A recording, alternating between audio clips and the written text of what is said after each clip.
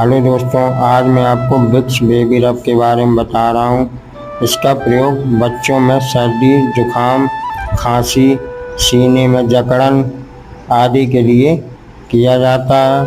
किसी भी दवा का प्रयोग डॉक्टरी सलाह से करें। ये वीडियो केवल जानकारी पर्पज से बनाया गया है। वीडियो अच्छा लगा हो तो लाइक करें, चैनल को सब्सक्राइब करें और ऐसी इंटरेस्टिंग वीडियो देखने के लिए हमें फॉलो करें, कमेंट करें। धन्यवाद।